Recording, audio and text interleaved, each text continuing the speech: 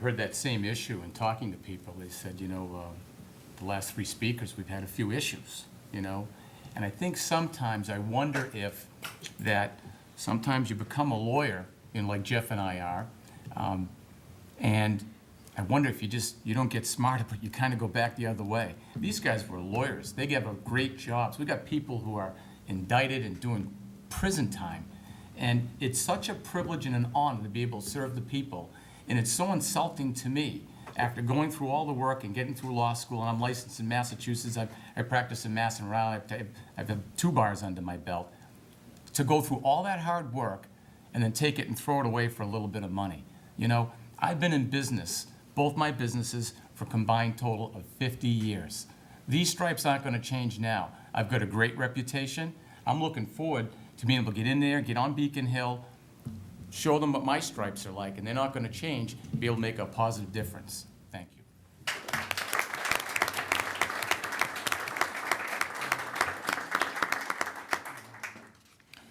Continuing on the campaign trail, clearly your feet will get tired from time to time. So how do you plan to use either websites or other social media tools or something else to assist your campaign? I saw that as one of the questions that you had. That's mine, right, to start? And I know that we'll use it, We're going to use the website to provide some information, and we'll use some other social media tools as well. I'm not that savvy on that stuff. I think Jeff's a little more savvy than I am. I'm hoping to surround myself with some better people who are more savvy than me. But I'll help you out. Thank you. Oh, and he didn't tell you there was a third person that gave him a bad response too, and that was me when he came to my house. But you know what? They help, but nothing replaces to going to that house and knocking on that door, and seeing those people face to face and having them call you. There was one person up at Central Park Terrace. She wasn't home, so I left the card in. I was shooting up to work the next morning, and the phone rang, and she called me and left a message. So I called her back, and apparently I got her coming out of the shower, and she said, I wanted to call you and talk to you. I saw your card, and I was pleased to see that. Let me talk. Who are you, and who's your family? And I got to connect with her again. And I'm telling you, no matter where this process goes, I get to connect with all these people. I should be paying for this. It is so much fun getting involved with people and talking to them, finding out where they live, where they're from, where they were born, And, as I went to go to the senior center, I noticed that most of the people there are women. So, I hope to be around a long time for my wife, but I tell you, these guys don't last as long as the women. But their stories are fantastic, about where they come, school. So that's my thoughts on that. Thank you.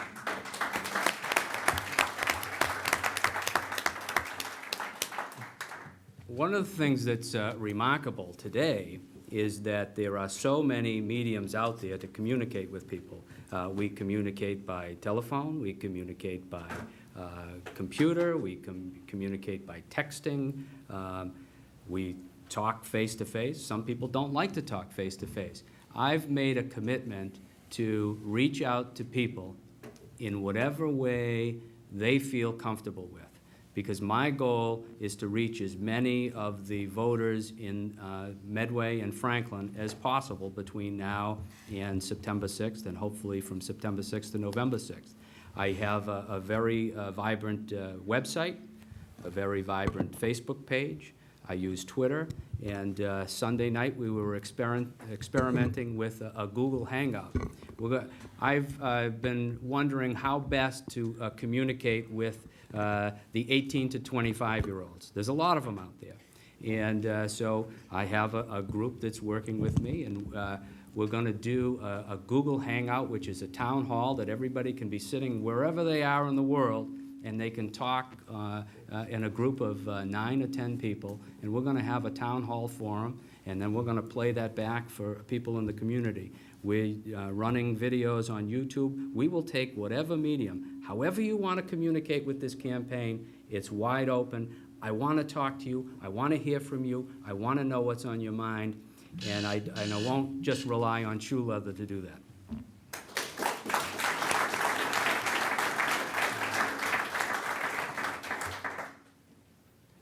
At the risk of some awkward answers, I'd like you to compare yourself to your opponent and tell us why you would be more qualified for this position.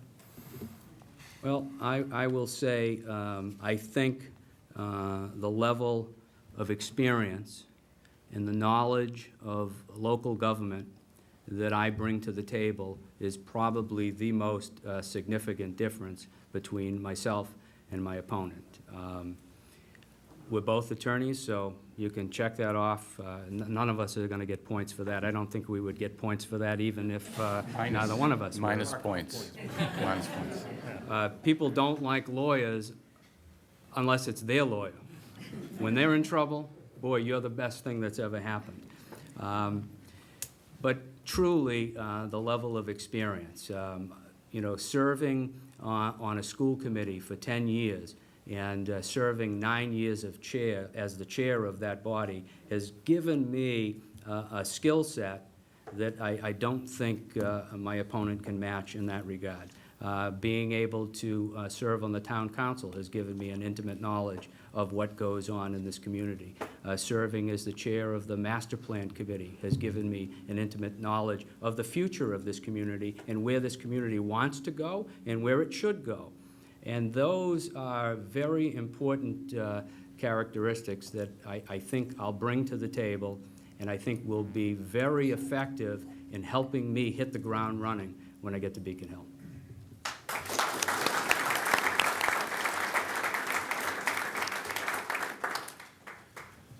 Being an attorney obviously helps because there's a morass of paper that you have to read when you become a state legislator. So, and you have to have a thirst and a hunger for the knowledge.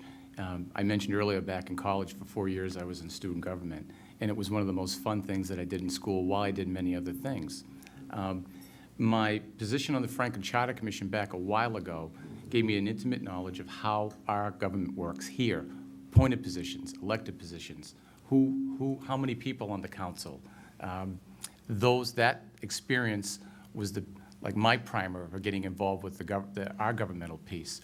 The Norfolk County Advisory Board, I get to sit on with 27 other towns and cities and hear their problems, hear about their problems with their town administrators, with their police chiefs, with OPEB, with collective bargaining. So I get a good amount of information about what the other towns go through. So it's helpful to me to be able to bring that back here and/or bring it into Boston when I'm dealing at that level.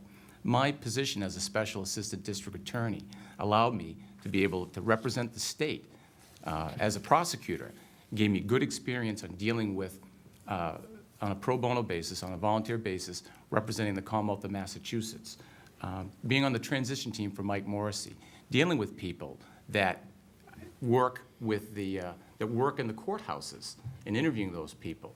And on the Norfolk County Advisory Board, we deal with the courthouses. We deal with county engineering.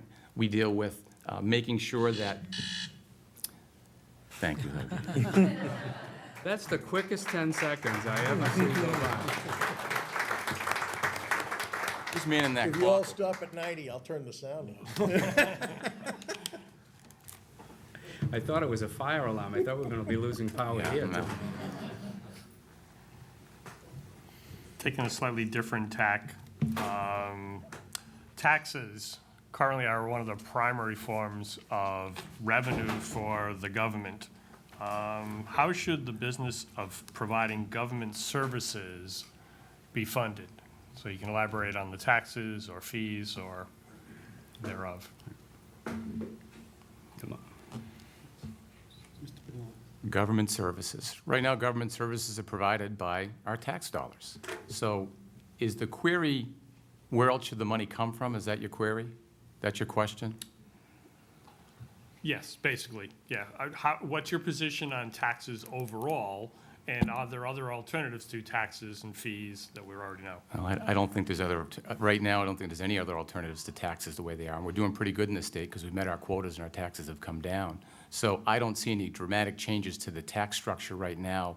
I think that part of your question, I think, talked about whether there should be any fee-based issues. And you can do fees. If there are fees that are consistent with people that use certain things like the Mass Pike or user fees for the dump, those kinds of things. I think those user fees are fine. So if there are certain segments of things that that we provide for people that we can break into user fee situations, I'd be in favor of considering that.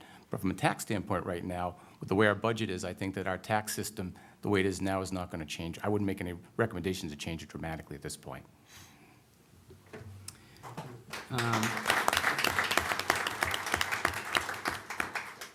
Taxes are the cost that we pay to live in a civilized society. It's a fact of life. It's something that's necessary. We love the roads we drive on. We love the schools we attend, or at least we do after we get out of them. We love government services, and they have to be paid for. I'm not a big fan of fees. I think that's a trend that has occurred over the last few years, and I think it's a bad way for us to go down.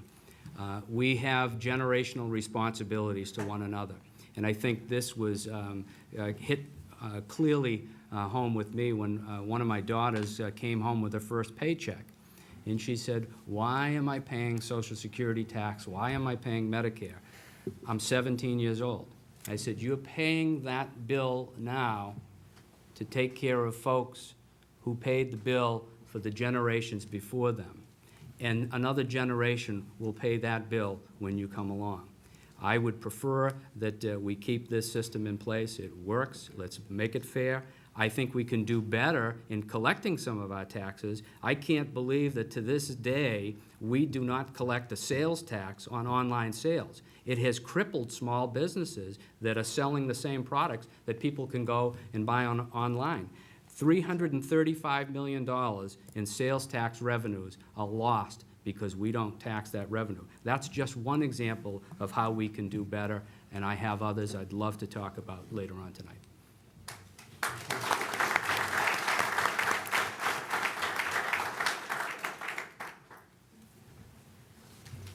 I'll give you a chance to talk a little more about that on a related topic. The state's transportation system is in bad shape. A commission a couple of years ago estimated it had $20 billion worth of unfunded repair needs. The governor has called for a, quote, adult conversation on transportation finance next year. What would you bring to that conversation?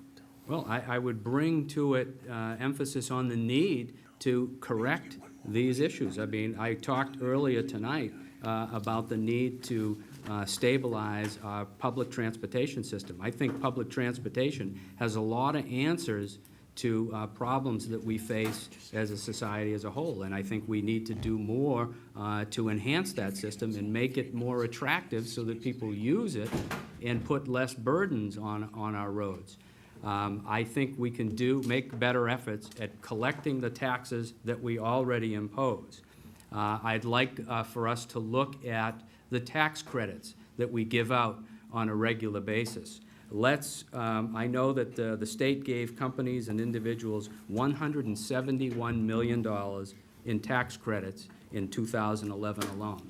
I am in favor of tax credits, but I'd like to know where those tax credits are going and what tangible benefit is being returned to our local communities and our state as a whole. So I'd like to see an analysis. I've seen the detail about what tax credits are there, but I'd now like to see an analysis of what tangible benefits have been received. And recently, there was some discussion of tax haven abuse. And I think we really have to look at whether people are paying their fair share of taxes by sending their money offshore. These are areas that we can locate and identify to make corrective action and increase our collections and take the burden off of our middle-class families.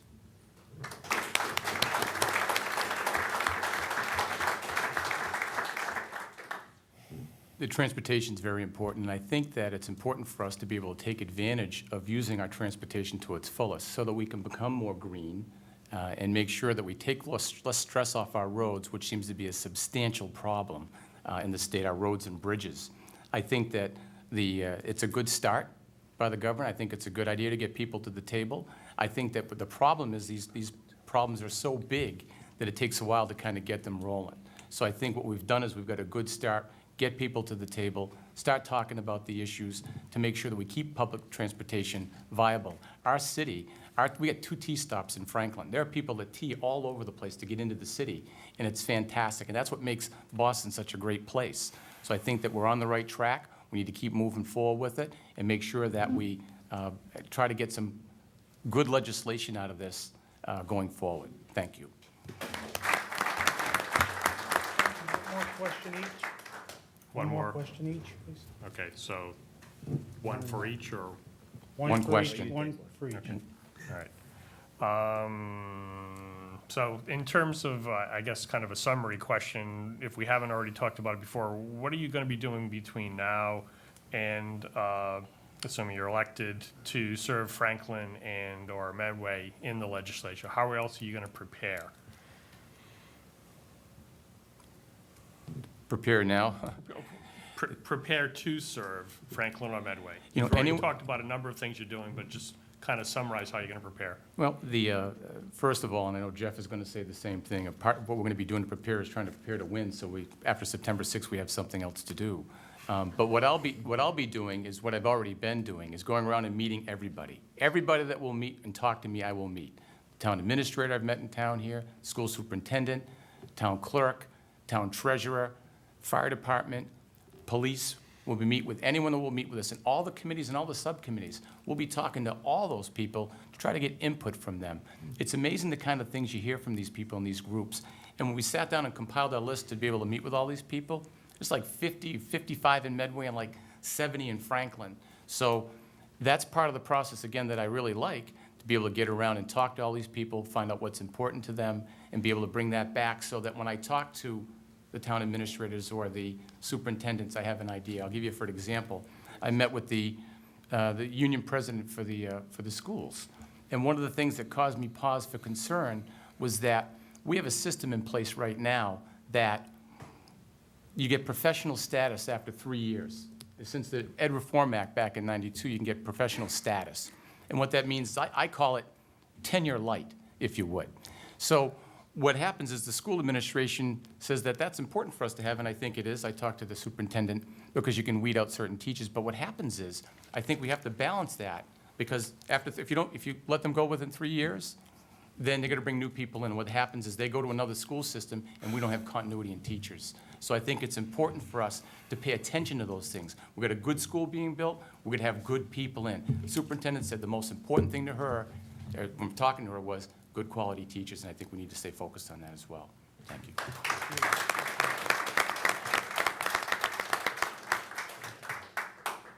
Between now and Election Day, I'm going to continue my door-to-door activities. I'm going to continue talking to people face-to-face. I'm going to continue talking to people by email, by letter, whatever medium is comfortable to them.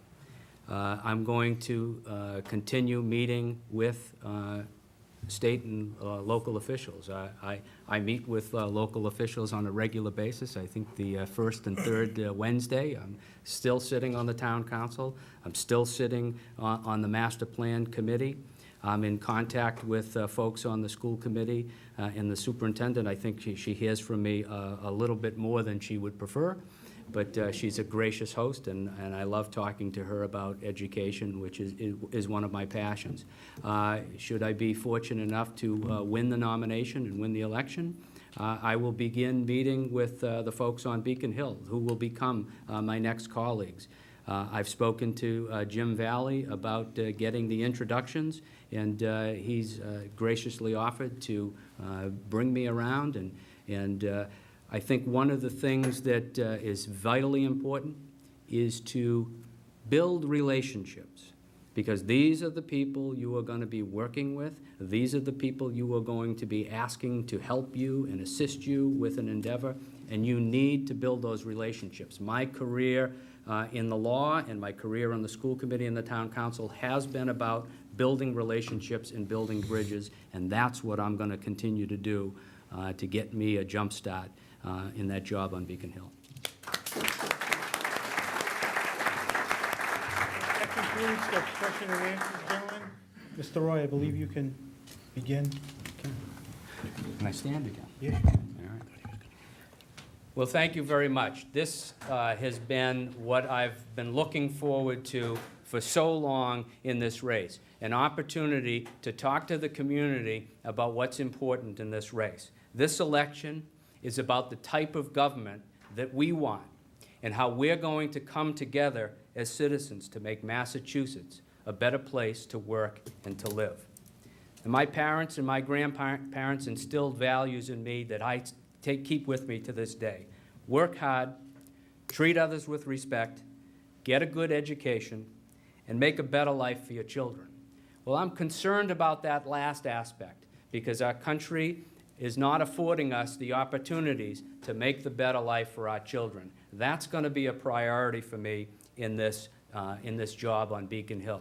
I have 3 themes that I'm running under.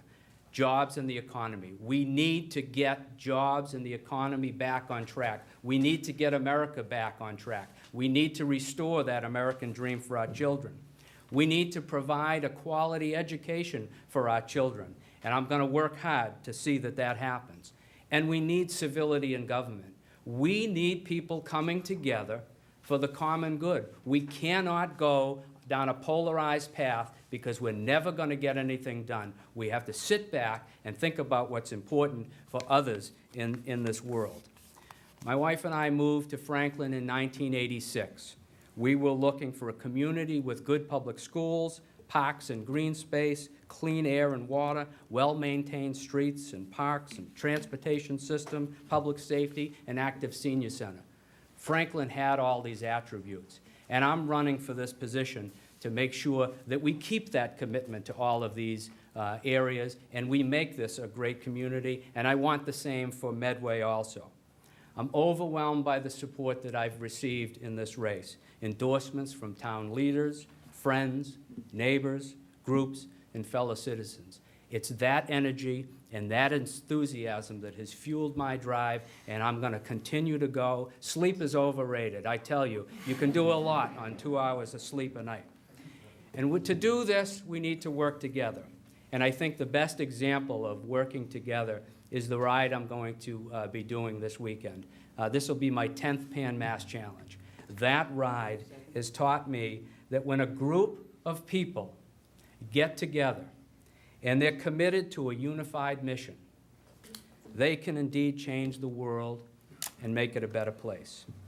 I want to bring that spirit to Beacon Hill, and I'm going to ride through Franklin next Saturday morning. Please come down to the Remington School between 7:30 and 8:30. I'll try to get there in that time frame.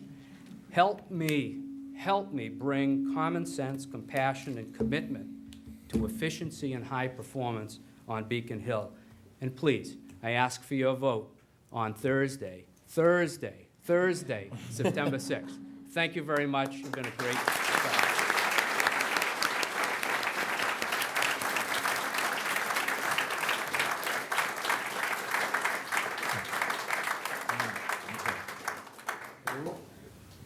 Thank you, Chief.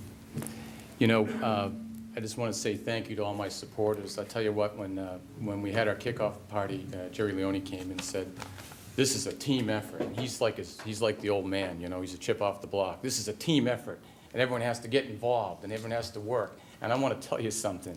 I see Jack in the back of the room, and Curtis, and these guys and all the other people that help me. This is a team effort. I need your help in order to keep doing what I'm doing. But I do tell you, I take a lot more out of this than putting into it, and we are putting a lot of time into it. So thank you so much to my staff and my team that have been working with me. Also, I want to thank Jim Valley. Jeff and I are both probably talking to him regularly. He also offered to me the same kindness he offered to Jeff. I will take you through. I will introduce you to everybody around the State House. I will let you know what you need to do and how you need to do it. So I'm looking forward to be able to take that and carry on Jim's legacy. You know, this school would not have been anything but for him. Our Chapter 70 funding and our Chapter 90 funding and all our funds that we get from the state all come from Jimmy, and he has set a high hurdle. I actually called him a name and I said, "You're a bleep," because we're going to have a difficult time keeping up with what you've been doing here for us, because he's been doing so much for us. And I want to make sure that, first I want to take care of what's going on locally. I need to take care of what our people locally are telling us. We make sure we have a balanced budget here in town, make sure we have as much matching funds coming in as we can, and making sure that our roads are good, and OPEB. You know, OPEB is such a big issue. It's, you know, it's town, county, and state. So we got to make sure we deal with OPEB. You know, if I have the privilege of being your state representative, I got to tell you some other, I want to be the privilege of being your state rep, but I want to tell you some other privileges that I've had.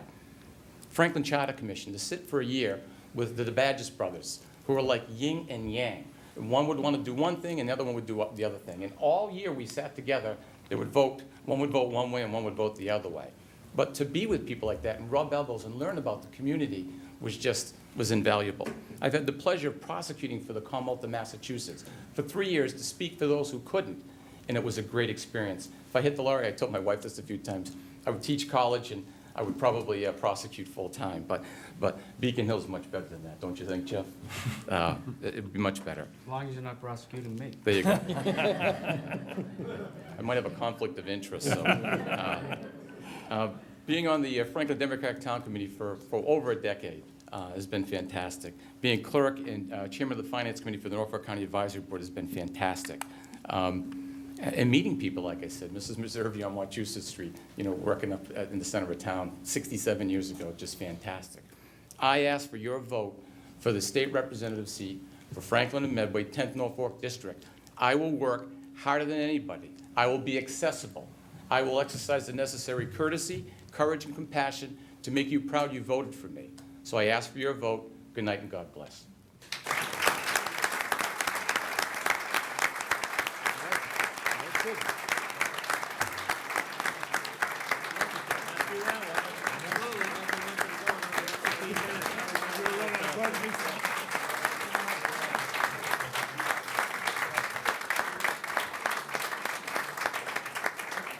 Thank you, everybody, and thank you to Chief Submergian for being the moderator tonight, and to all the gentlemen from the press for coming and answering after the questions.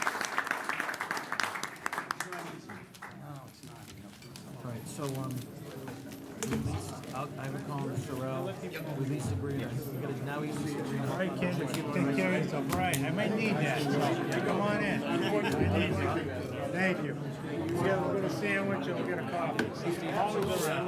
I'll take you up on the. Good question. How we do? All right?